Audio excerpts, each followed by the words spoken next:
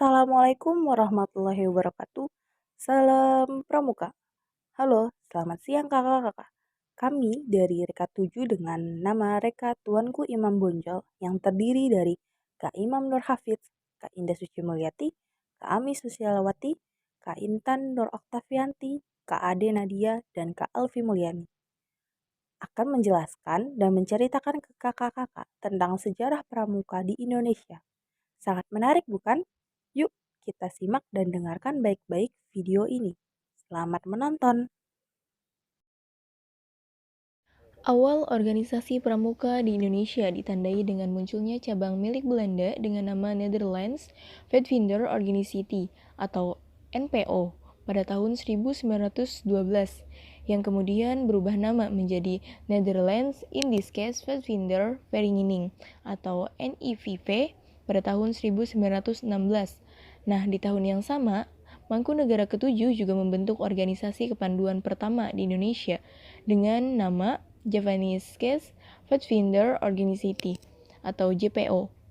Lahirnya JPO ini memicu gerakan nasional lainnya untuk membuat organisasi sejenisnya. Pada saat itu diantaranya adalah Hizbul Waton atau HM. Pada tahun 1918 ada JJP, Jong Java Pathfinder. Pada tahun 1923 ada National Pathfinders atau NP, ada National Indonesia Pathfinder atau NATIPIZ,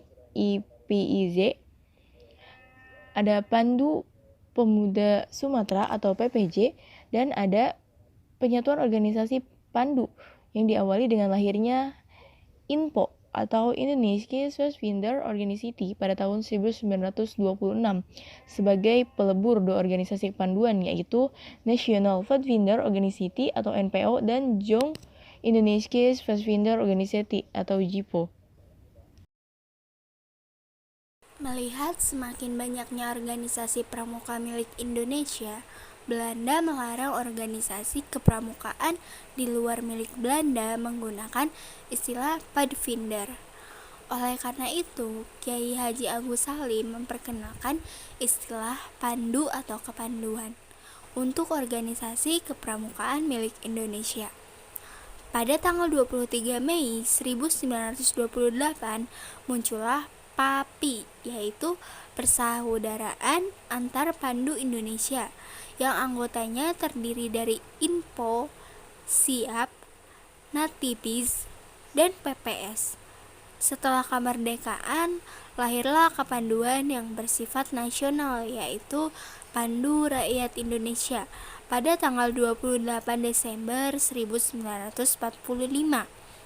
Dalam perjalanan sejarahnya, organisasi kepanduan yang jumlahnya ratusan dibagi menjadi beberapa federasi.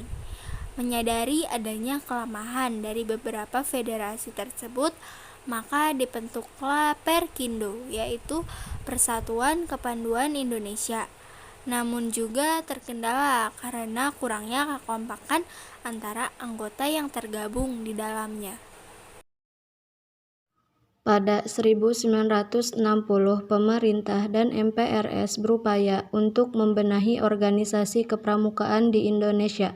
Sebagai tindak lanjut upaya tersebut, pada 9 Maret 1961, Presiden Soekarno mengumpulkan tokoh-tokoh dari gerakan kepramukaan di Indonesia. Presiden mengatakan bahwa organisasi kepanduan yang ada harus diperbaharui, aktivitas pendidikan haruslah diganti, dan seluruh organisasi kepanduan yang ada dilebur menjadi satu dengan nama Pramuka. Dalam kesempatan ini juga Presiden membentuk panitia pembentukan gerakan Pramuka yang terdiri dari Sultan Hamengkubuwono XI, Profesor Prizono Dr. Andes, Abdul Aziz Saleh serta Ahmadi. Peristiwa ini kemudian dikenal dengan Hari Tunas Gerakan Pramuka. Buah hasil kerja panitia tersebut yaitu dikeluarkannya lampiran keputusan Presiden nomor 238 tahun 1961 pada 20 Mei 1961 tentang Gerakan Pramuka. Maka peristiwa ini disebut sebagai Hari Permulaan Tahun Kerja. Pada 30 Juli 1961, bertempat di Istora Senayan, seluruh tokoh-tokoh kepanduan Indonesia menyatakan menggabungkan diri dengan organisasi Gerakan Pramuka. Dan hari bersejarah ini disebut sebagai Hari Ikrar Gerakan Pramuka.